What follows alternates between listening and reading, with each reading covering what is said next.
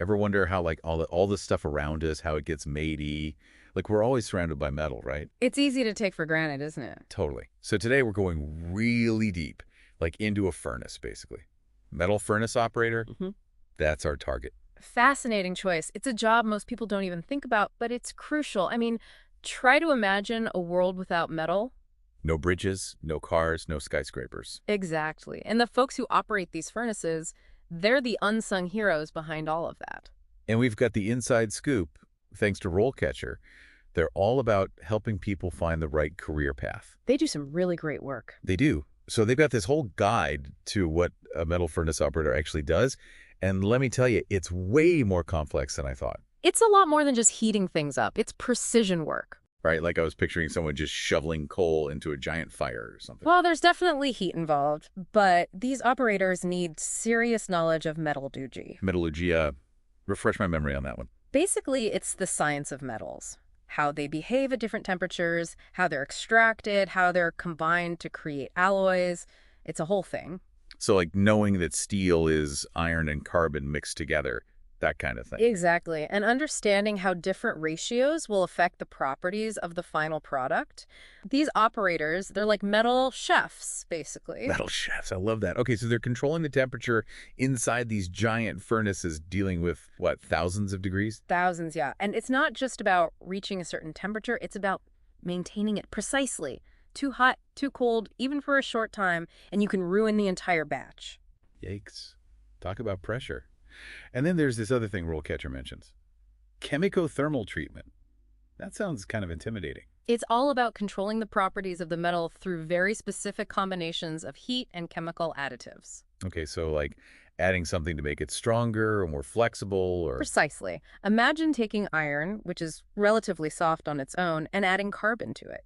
You get steel, which is much stronger and more durable. That's chemicothermal treatment in action. Wow, that's amazing. So they're like alchemists, but instead of turning lead into gold, they're making metals fit for very specific purposes. That's a great way to put it. They need to understand the desired outcome, whether it's a metal for construction that needs to be lightweight but strong, or a specific alloy for aerospace that can withstand extreme temperatures and pressure.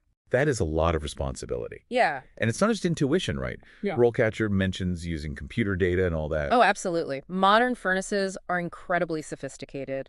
Operators are monitoring systems, interpreting data, making real-time adjustments based on what they're seeing. So it's a good thing they've got that strong understanding of metallurgy to back them up. Exactly. It's a field that requires both theoretical knowledge and practical experience. Yeah. You need to understand the science behind it, but you also need to be able to think on your feet when something unexpected happens. Right, because with those temperatures, I'm guessing things can go wrong pretty quickly. You got it. It's a fast-paced environment. So to recap, if you're out there and you like the idea of a job where you can literally see the results of your work, where you're using your hands, aiding your brain, and you're not afraid of a little heat. Maybe a lot of heat. Right, exactly.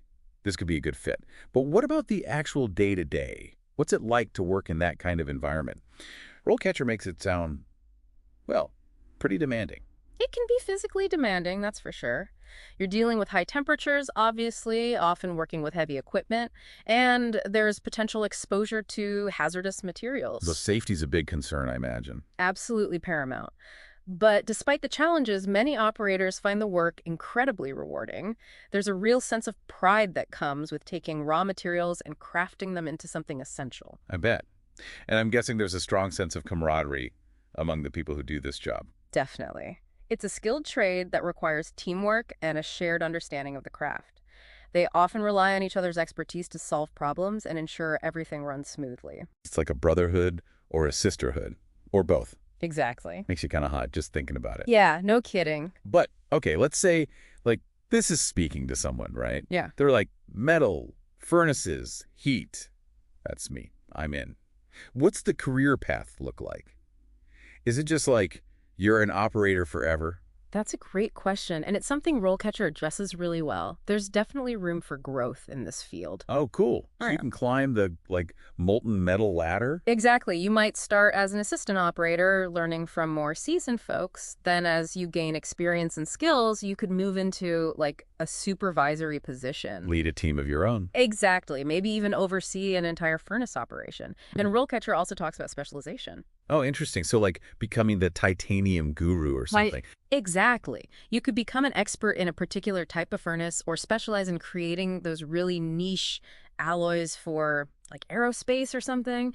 That kind of expertise, that's valuable stuff. So if you're ambitious, there's definitely a path forward. Okay, but real talk. How do you even land one of these jobs? Seems like it'd be competitive. It can be, for sure. Yeah. But that's where RoleCatcher's platform, it can really shine. Oh, yeah. They have something specifically for, like, aspiring furnace operators. It's not just for this job, but it's super helpful for any career search. Imagine this.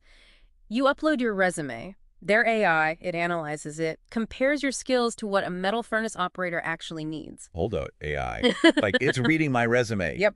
And it's not just reading it, it's understanding it. It can tell if you've got the right stuff, even if you didn't use the exact words a recruiter's looking for. That's wild.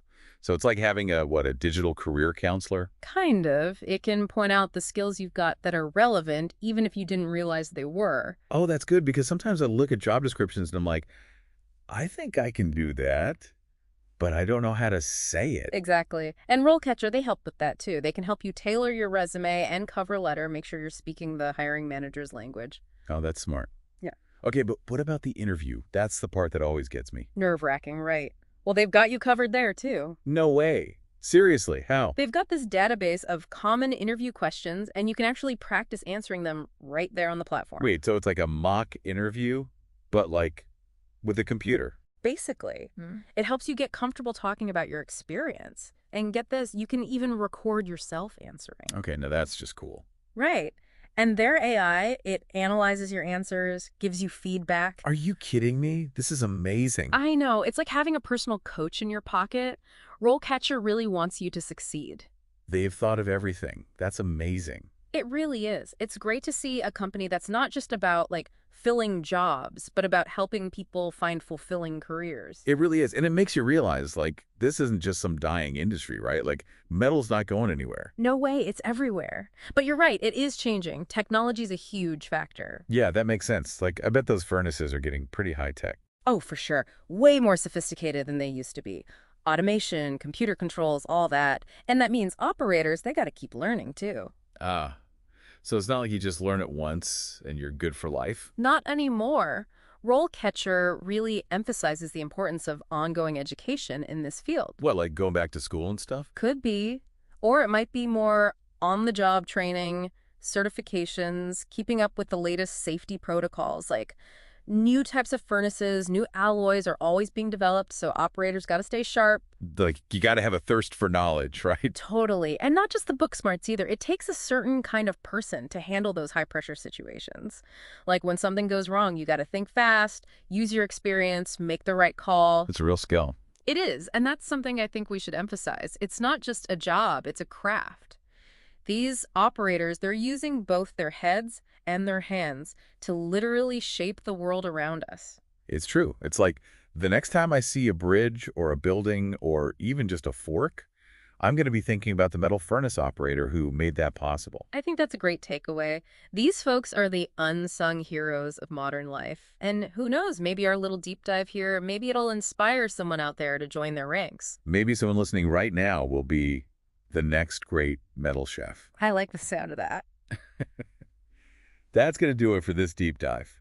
We went deep into the world of metal furnace operators, learned about the skills they need, the challenges they face, and the incredible impact they have on our world. It's an essential job, even if it often goes unnoticed. Totally. Big thanks to RoleCatcher for all the insights. They're a fantastic resource if you're looking for a new career path. Be sure to check them out. And all you listeners, thanks for joining us. Until next time.